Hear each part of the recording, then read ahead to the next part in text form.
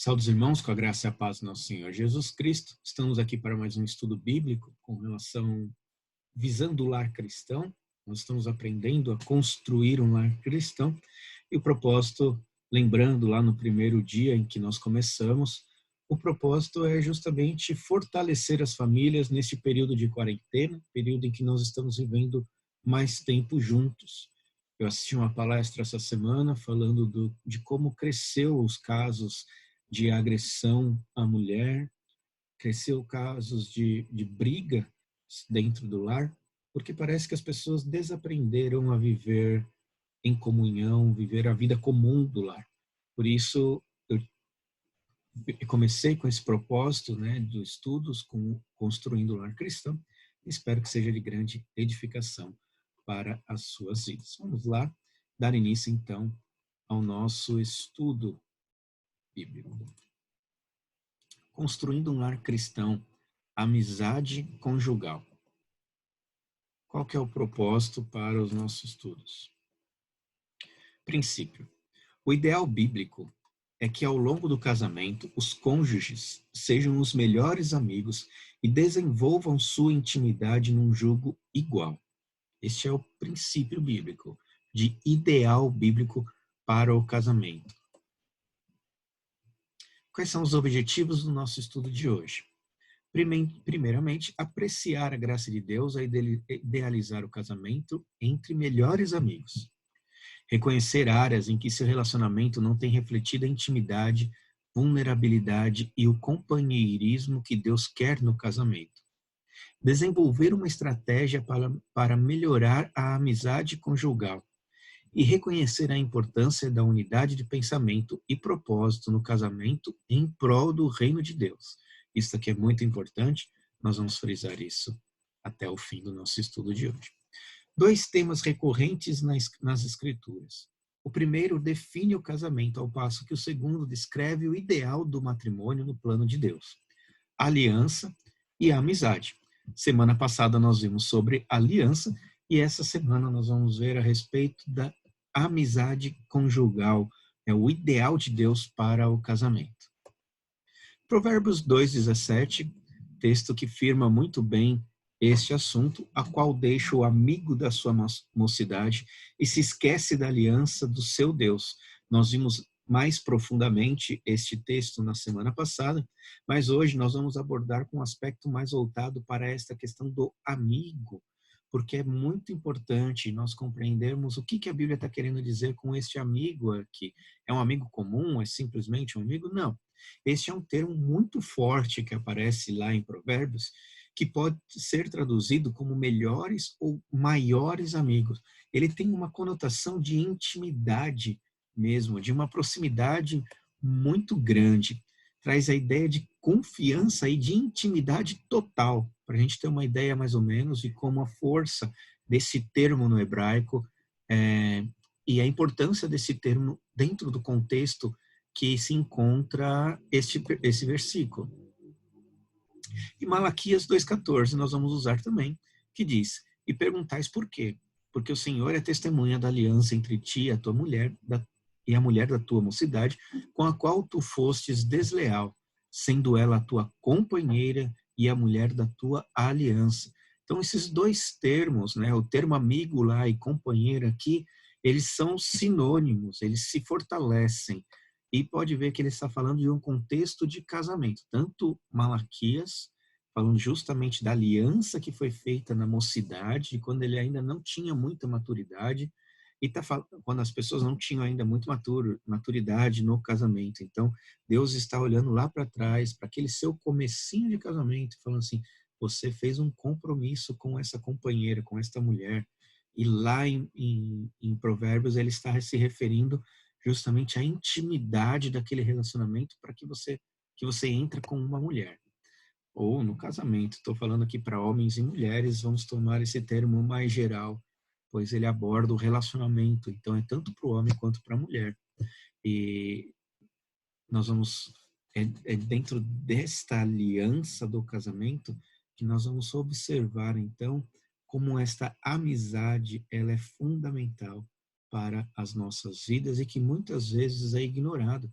Eu vejo, por exemplo, jovens que falam que não querem entrar no relacionamento com alguém porque senão vão perder a amizade, como se casamento não fosse o lugar onde deve existir amizade. Pelo contrário, eu me casei com a minha melhor amiga, né? A Karen, minha esposa, minha amiga, minha companheira. Ela é minha confidente, ela conhece os meus defeitos, por mais que eu tentasse esconder isso dela, o convívio no dia a dia traz um conhecimento muito grande a respeito de quem somos de verdade. Então, ela me conhece e ela vive comigo, convive e entende quais são as dificuldades que eu passo. Então, as dificuldades que eu passo, que eu sofro, as minhas alegrias, o que eu gosto, o que eu deixo de gostar, tudo isso ela está passando junto comigo. E para quem mais que eu contar? Para outra pessoa fora de casa? Não, é para aquela que sabe, que conhece o meu dia a dia. Ela é a melhor pessoa para me ajudar, mesmo que o que ela tenha a me dizer eu não goste.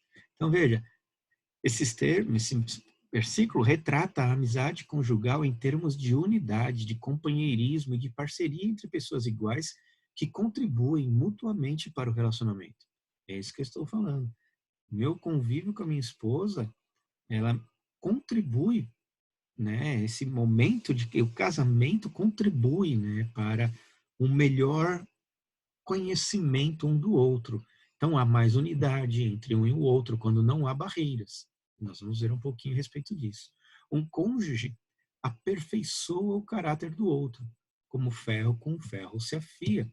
É a melhor coisa que tem, então, ali a, a prestação de contas, né? Muitas vezes, muitas pessoas acham ruim essa questão de prestar contas, essa questão de dar satisfação a alguém, acha que isso é perder a liberdade, mas acontece que a partir do momento em que eu presto contas à minha esposa presta contas a mim, a partir do momento em que eu me sujeito a todas as minhas coisas a ela e ela a mim, há um auxílio mútuo que possibilita o crescimento, o amadurecimento. Então, por isso que o Provérbios diz, né, com o ferro se afia. Então, nós vamos ali lapidando um ao outro, né, para alcançarmos um objetivo, uma semelhança, que nós vamos falar um pouco mais. Então, uma pergunta para nós começarmos a refletir. Por que esse nível de intimidade, transparência e vulnerabilidade é tão raro no relacionamento a dois em nossos dias? Né? As pessoas têm medo de se tornar vulneráveis ao outro, têm medo de entrar num relacionamento total, de corpo e alma com a outra pessoa, né? De se entregar completamente ao outro. Por que isso, nossos dias, é assim? Bom, alguns motivos aqui. Entram, porque muitas pessoas entram no casamento já prevenidas e preparadas para a separação. Tidas por muito, né? Muitas pessoas acreditam que todo mundo vai se separar um dia. Isso não é verdade. Outras pessoas afirmam que pessoas que não se divorciaram, eles têm casamentos infelizes até o final da vida. Também não é uma verdade. Pelo contrário, o que há quando o casamento por muitos anos junto, quando uma dessas pessoas perde o outro, o que há é um vazio mesmo, parece que arrancou um pedaço de si, pois houve um envolvimento, um comprometimento, uma entrega total a outra pessoa, que quando essa outra pessoa falece ou morre, né, falece ou, né, a gente perde completamente a estabilidade. Então, as pessoas hoje, elas entram pensando em si próprias, já prevenidas, com medo de sofrer. Lembrando, irmãos, o sofrimento de outras pessoas não é necessariamente o seu sofrimento. Porque isso aconteceu com A, B e C, não significa que vai acontecer com D e F. O casamento deles e o motivo pelos quais eles tomaram a decisão de separar, muitas vezes são motivos egoístas, são motivos pequenos e são motivos materiais que não deveriam ser motivos para a separação. Então, quando que as pessoas acabam relativizando muitas vezes o problema para justificar o ato de querer buscar outra pessoa. Não está se separando porque há um problema real no casamento. mas está se separando porque há interesse real em outras coisas. Este, muitas vezes, é o motivo do divórcio. Então, cuidado, né, de usar o divórcio de outras pessoas como padrão para dizer que todo casamento é ruim, todo casamento termina, que isso é inevitável. Não é. Não é inevitável. Pelo contrário, a união até o fim da vida é algo belo, é algo que fortalece, é algo que realmente acaba tornando os dois uma só carne, fortalecendo mesmo. Então, as pessoas têm medo de rejeição. Então, elas já entram com esse casamento com medo de ser rejeitada. Então, ela entra mais ou menos, né? Ah, se eu for rejeitado, eu não sofro mais. É aquela velha pessoa que diz assim: eu não crio expectativas, porque se não acontecer aquilo que eu espero, eu não fico frustrado. Então, a pessoa já entra no casamento sem expectativas para que, se der errado, ela não ficar frustrada. Mas não adianta, vai ficar frustrado de qualquer jeito. Nós devemos lutar pelo casamento. A frustração é parte da nossa vida, parte por causa do pecado que envolve nós. Muitas coisas que o pecado destruiu, mas eu não posso deixar que o pecado dirija a minha vida. O que dirige a minha vida é o Senhor.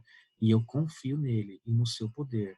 Isso me submeto à sua vontade e me entrego à minha esposa para se tornar um com ela e não, né, criando defesas, né, com medo de ser rejeitado. Pelo contrário, tem medo de dar munição para o outro, né? As pessoas falam assim, se eu me mostrar vulnerável para outra pessoa no momento de briga vai jogar isso na minha cara. Isso também pode acontecer, mas é por causa do pecado. E aí isso daí que a Bíblia pode nos ajudar a não fazer uns com os outros. Eu tenho que ver os defeitos da minha esposa, não para jogar os defeitos da minha esposa na cara dela. Eu tenho que olhar os defeitos da minha esposa e olhar para as Escrituras e sentar com a minha esposa e ajudá-la a ser a imagem de Cristo, a ajudar com que ela se liberte dos seus problemas, daquilo que está causando este defeito, para que ela possa olhar para Cristo e ver que ela é uma nova criatura em Cristo, que ela não precisa agir do jeito que ela está agindo. Então, não estou tendo munição, não estou dando munição, eu estou dando oportunidade para que o outro me ajude. Né? Então, nos meus problemas. Então, eu não preciso ter medo de mostrar quem eu sou. Pelo contrário, justamente isso que vai fazer com que a gente, com ferro, se afie. São essas dificuldades. Por isso, o casamento é a escola da santificação. Ele vai nos ajudar, vai nos fortalecer e vai nos reeducar para sermos a cada dia a imagem e semelhança de Cristo. A superficialidade no relacionamento, né? Não entra de corpo e alma, só está ali por causa de algum tipo de interesse, né? E entra o último aspecto aqui, ênfase em aspectos externos, sensualidade, conforto material e físico, né? Estas coisas que são somente aparentes, não tem a ver em estar realmente envolvido, né? Pessoas aí que perdem o emprego e se separa do marido que perdeu o emprego porque agora ele não tem a mesma condição que ele tinha antes, abandona a pessoa no momento mais difícil, a pessoa ficou doente e aí a mulher abandona, o homem abandona a mulher porque a mulher ficou doente no momento mais difícil, no momento que ele tem que cuidar, que ele tem que estar ali, mostrar o real companheirismo. Então, veja, alguns motivos pelos quais nós não as pessoas não entram com tudo no casamento. Né? Então, aqui estão alguns dos motivos. Mas lá em 1 Pedro, capítulo 3, 7, diz o seguinte: marido, vós igualmente vivei a vida comum do lar com discernimento e tendo consideração para com a vossa mulher como parte mais frágil, tratai-a com dignidade, porque sois juntamente herdeiros da mesma graça de vida, para que não se interrompam as vossas orações. Esse texto está lá em 1 Pedro. Primeiro ele fala das mulheres, depois ele fala para os homens. E ajuda muito para que nós compreendamos o sentido da amizade no casamento. Porque os maridos, eles têm uma tendência à superficialidade, eles têm uma tendência não só à superficialidade, como também à introspectividade. Os maridos tendem a ser introspectivos. Os problemas que eles vivem sozinhos. Eles não tendem a passar para outras pessoas. Homens têm medo de parecer fracos, né? E neste momento em que eles têm medo de parecer fraco, então Pedro, nesta passagem, ele vai nos mostrar que nós devemos viver a vida no lar. Nós devemos buscar se entregar, viver a vida comum do lar. Nós devemos ter consideração para com a nossa esposa como parte mais frágil. Nós devemos tratar esta mulher com dignidade. Por quê? Porque somos juntamente herdeiros da mesma graça de vida. Não é só o homem que recebeu a graça, a mulher também recebeu a graça. E como nós somos chamados para liderar, para cuidar desse casamento, esta mulher que recebeu a graça está lá para te auxiliar, para que você alcance este ideal de Deus. Ela está ali como um auxílio para isso. E aqui, então você percebe que esse diálogo de Pedro são para casais crentes, né, que estão ali um para auxiliar o outro. E o que ele diz então? Quais são as instruções de Pedro aos maridos? Ter consideração, considerar a esposa. Né? É fato, é fácil desconsiderar a esposa. A gente não quer mostrar nossa fraqueza, nós deixamos ela de lá, mostramos que está tudo bem, para que ela se sinta segura, e na verdade, enquanto isso, nós estamos destruídos por dentro, e a única pessoa que poderia nos auxiliar nisso, né, dobrar os joelhos para que possamos orar juntos na dependência do Senhor, que pode perceber que nós estamos fraquejando em áreas que nós podemos ser fortalecidos e nos auxiliar nisso, é a mulher. Então, homens, tenha consideração pela esposa, pela vida do lar, né? Por se envolver com o seu lar. Muitas pessoas aplicam isso no sentido de comum, né? De coisas comuns do lar. Mas é de comunhão, né? É sentido de ter consideração para que você viva em comunhão com a sua esposa. Para que você não acabe tendo uma vida no emprego, uma vida na rua e outra vida dentro de casa. Para que a vida de casa seja a sua vida e o alicerce e a base, né, para que você possa sair para fazer aquilo que você tem para fazer, fortalecido, confiante, certo de que Deus está contigo. Quem vai te ajudar nisso? A sua esposa. Então, não deixem, não sejam superficiais com o propósito de proteger. Pelo contrário, pode se entregar completamente no sentido de que a esposa crente, ela vai te auxiliar. Ah, mas ela não te auxilia, você acha que tem algum problema? É aí que entra o pastoreio, o sentido de você, a importância de estudarem a Bíblia juntos, para que vocês possam juntos entender qual é a missão que vocês dois desempenham neste mundo. E nós vamos falar a respeito disso. Nós devemos mostrar respeito, né? Homens que, porque são fortes e porque saem para trabalhar, acham que têm o direito de mandar, têm direito de bater, têm direito de fazer o que deseja com a mulher. Não. Justamente pela mulher ser considerada pelas escrituras a parte mais fraca, o fato de você ter mais força te traz muito mais responsabilidades. Mostra que é você que tem que cuidar e não que você que tem que ser o problema para aquela mulher. A tua força te torna o seguro dela e não aquilo que ela teme. Respeitar o homem não é impor respeito, certo? É nós que devemos demonstrar, nós homens, que devemos dar segurança para esta mulher. Por isso que agressões dentro do lar é visto como um rompimento da aliança de Deus. Porque o homem que deveria ser o refúgio ali, fazer com que a mulher se sinta segura, ele passa a ser todo o motivo da insegurança daquela mulher. Então, tem que haver um distanciamento dos dois até que se resolva o problema. Mas veja, o homem deve mostrar respeito, porque ela é a parte mais frágil. Eu tenho que tratar ela com todo o cuidado possível, pois você, homem, é responsável pela segurança da sua esposa. Tratar ela com dignidade, com respeito, né, com carinho ali. Este é o cuidar do homem para a mulher. Para quê? Ora, para orar livre de impedimentos. Essa é a parte mais bela. Né? Não se trata de que suas orações serão interrompidas no sentido de que Deus não ouvirá as nossas orações.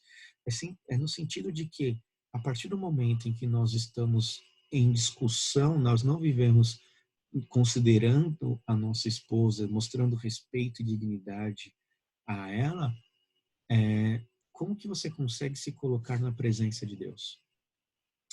O contexto aqui é uma família crente, homem e mulher crentes, que sabem as responsabilidades que têm dentro do lar diante de Deus. E a partir do momento que este homem não tem consideração e não mostra respeito para sua esposa, ele não consegue orar. E a partir do momento que ele não consegue orar, ele vai se distanciando de Deus. O pecado nos distancia do Senhor. Pedro está nos mostrando como que o relacionamento conjugal, marido e mulher, fortalece esses momentos de oração. Então, isso dá forças para a oração, ter consideração e mostrar respeito. Deus une duas pessoas num jugo matrimonial a fim de que seu serviço como casal seja maior que a soma de suas vidas como solteiros. O que eu estou querendo dizer aqui é o seguinte: imagine que você, homem, imagine que você, mulher, crentes, estão vivendo a vida, estão casados e estão servindo ao Senhor. Os dois, separados, têm muito a oferecer à obra de Deus, né, ao reino de Deus, trabalhando na obra de Deus, separados. E oferecem muito. A ideia do casamento é que quando os dois se juntam, nós não temos o mesmo produto que é feito separado, unidos. É que seja muito mais unidos. Por quê? Porque a mulher, o convívio muito próximo, vai estar fortalecendo um ao outro e possibilitando, então, que esse serviço seja maior ainda. Que a soma das suas vidas aumente e muito mais o que você pode fazer, servir ao reino de Deus, do que se vocês dois estivessem separados.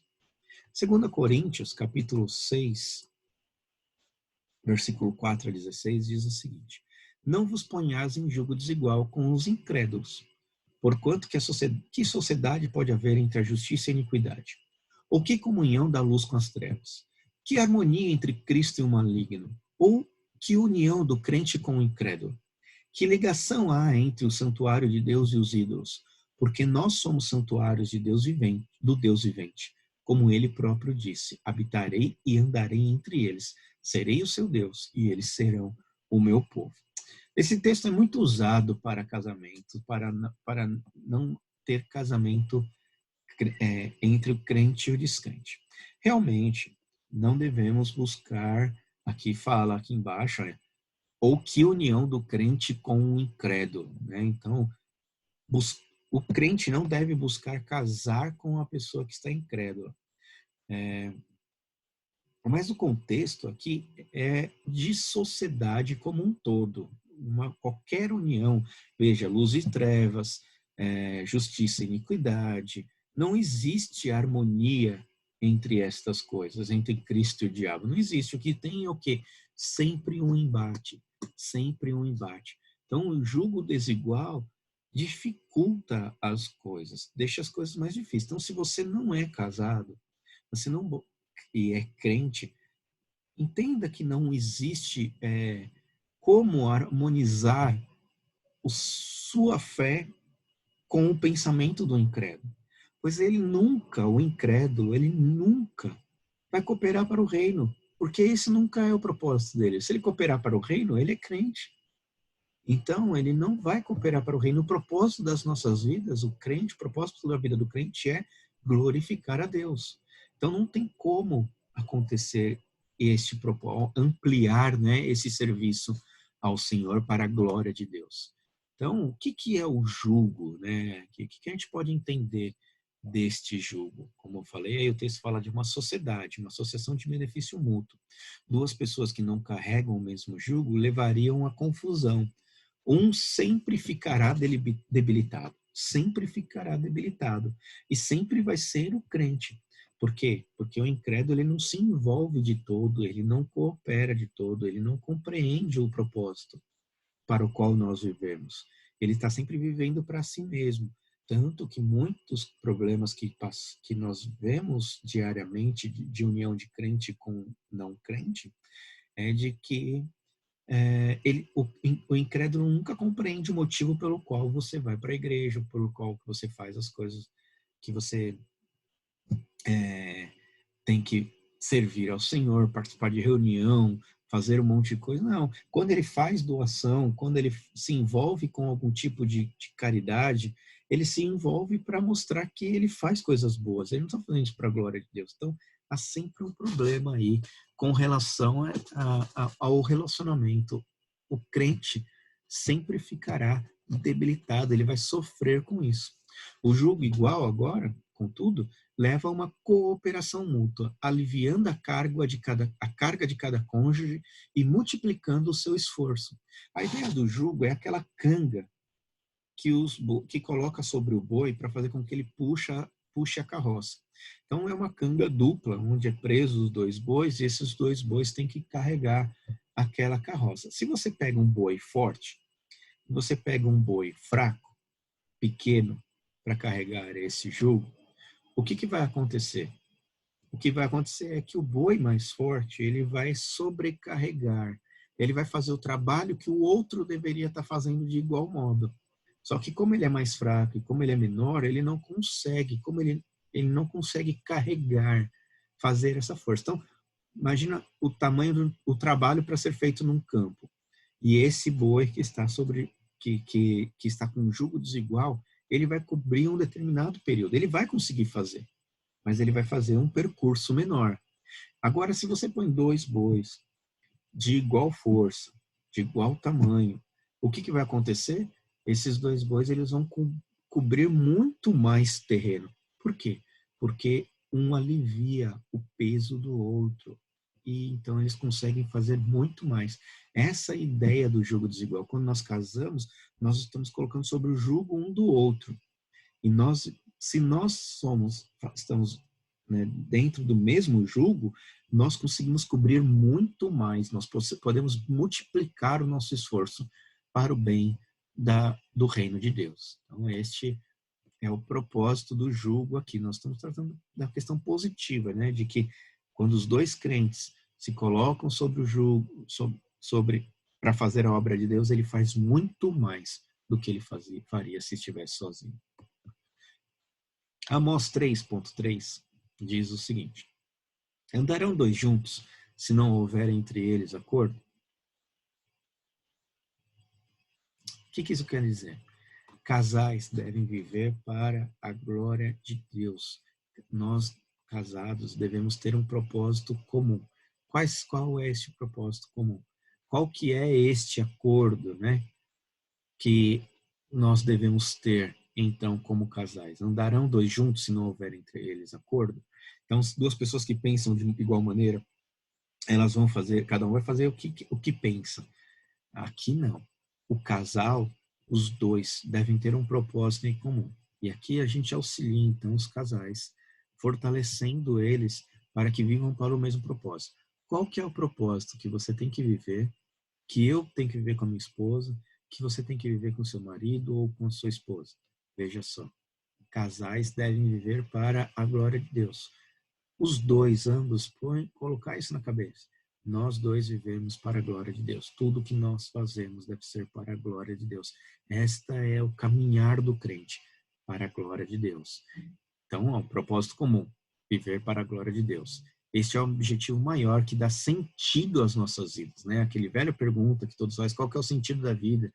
Para que eu vivo? Para quê? Para glorificar a Deus. É o sentido que dá. Vivendo neste objetivo, ambos puxarão para o mesmo lado. Não haverá confusão, atrito ou derrota.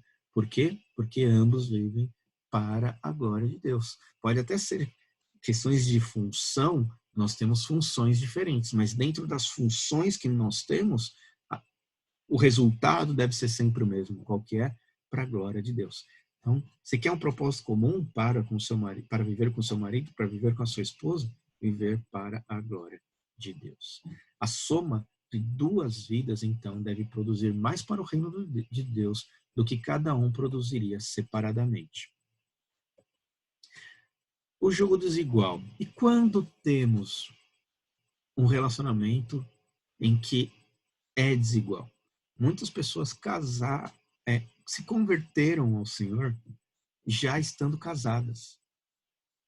E o marido ou a esposa não se converteu.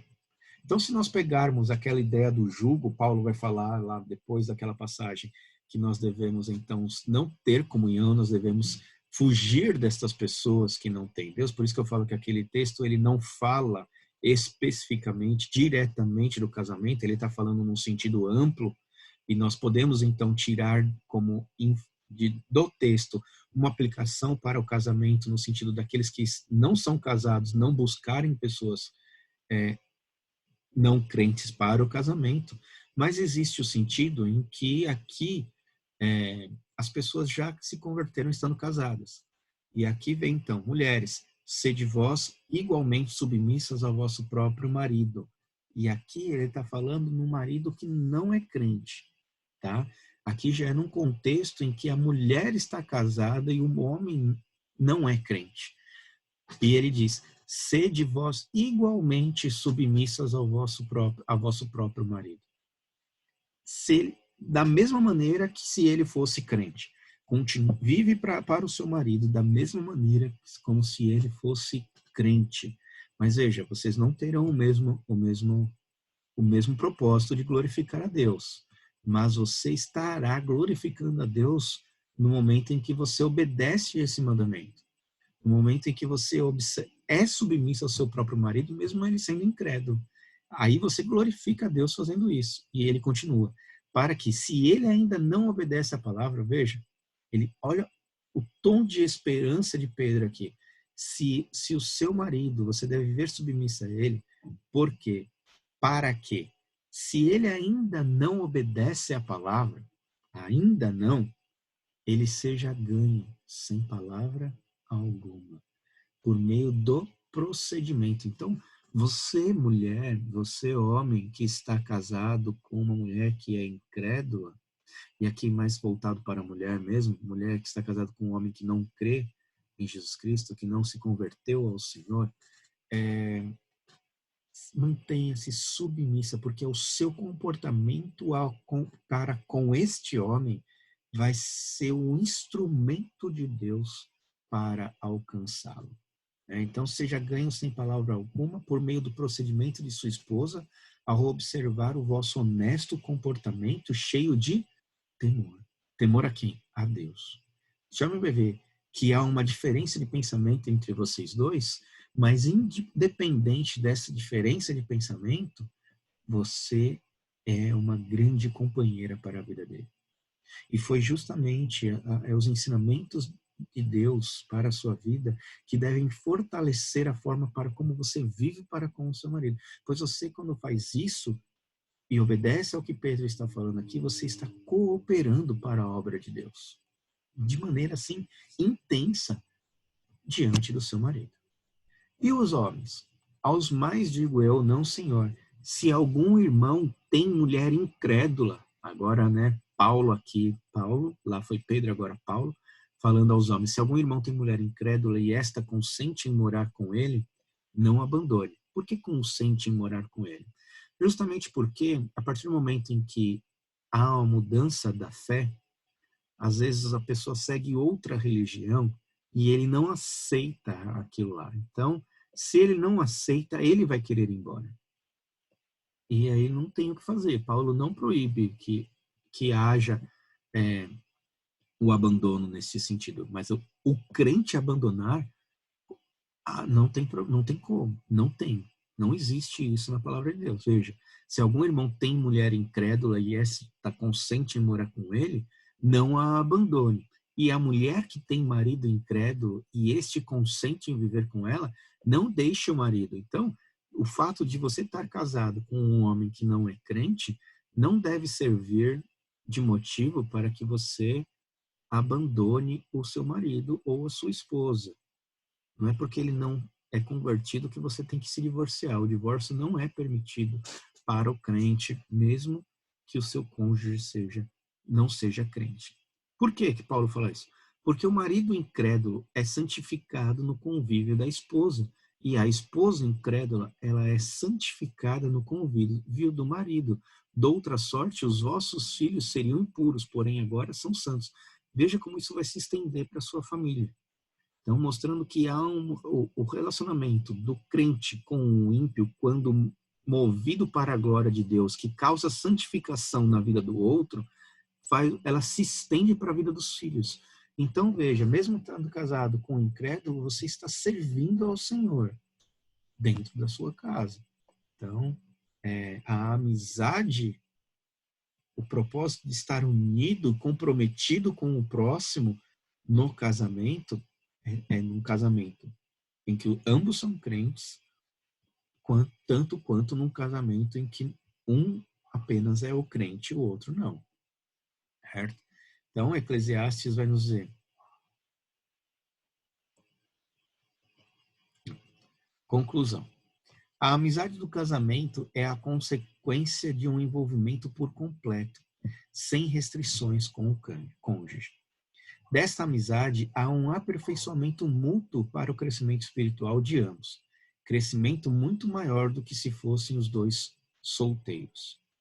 Casados, podemos dobrar nosso serviço ao Senhor para o crescimento do reino e glória do seu nome. Então, o propósito, né, o sentido do casamento é a amizade, pois um vai trabalhando o outro, para que neste trabalhar vocês possam servir mais e mais aos outros. A experiência que o casamento proporciona é de uma santificação tal que nós temos muito a oferecer para o reino de Deus. Por isso mesmo, mulheres e homens que são casados com não crentes cooperam para a santificação não só do incrédulo, do cônjuge incrédulo, como também para aquelas outras pessoas que ainda não estão no casamento, como uma lição, como instrução de como amar, de como ser sensível às coisas do casamento, para poder instruir com mais autoridade, para poder ensinar as mulheres a amarem seus maridos, para poder ensinar os maridos a respeitarem as suas esposas, a ter consideração, a ter cuidado com a parte mais frágil. Todas essas coisas estão funcionando para o reino de Deus. Então, percebemos o valor da amizade no casamento. E você? Você já tem algum envolvimento ministerial como casal? Veja, se o propósito do casamento é o crescimento do reino de Deus, além da soma das nossas forças, como que anda o seu envolvimento ministerial? Você tem trabalhado para o reino de Deus? Pare um pouquinho. Se não, a sua resposta é não, quais são algumas das possibilidades para vocês ministrarem juntos? O que vocês podem fazer que pode ajudar o reino de Deus juntos, não separados, mas os dois, né, como uma só carne, em propósito de glorificar a Deus, pois esse foi o propósito de Deus na criação e é o propósito nas nossas vidas agora que ela foi restaurada por Cristo. Que Deus abençoe, que esse estudo possa edificar grandemente as vossas vidas e até a semana que vem, se assim Deus permitir.